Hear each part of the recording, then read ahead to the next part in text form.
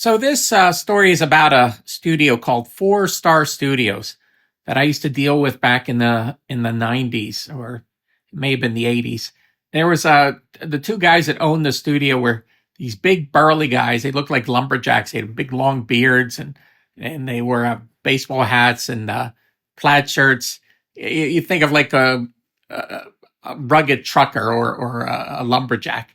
And they used to come into TechCom to get gear all the time. And one time they invited me over to their studio to see what they were doing. And I went to this place, I think it was in Westchester, Pennsylvania. And it was in this industrial park.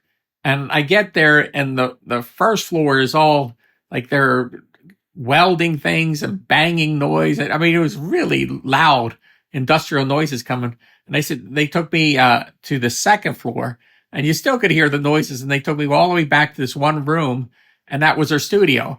And their studio, it was just like all the gear that you never thought of using. Like they had their main monitors were these Technics hi-fi speakers, and they had shag carpeting, and they had all kind of bizarre, not vintage gear, but just crazy gear that they figured out how to use.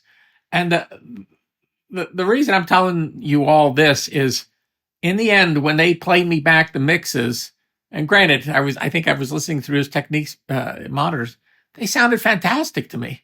So sometimes you don't judge the book by its cover. And I mean, if those mixes translate, they did a really great job. So it's not the gear, it's what you do with it.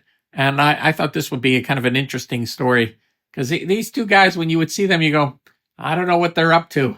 I don't know what they're going to come up with. But when you go in and you sit down and you listen to it, you go, oh my God, it sounds great. What they were doing. And I think I was there because they had bought a Pro Tools. They put all their money together to get a Pro Tools system. They just needed some advice on some stuff, but it was an interesting experience. So, I guess the moral, use whatever gear you have, use your ears, and have some fun.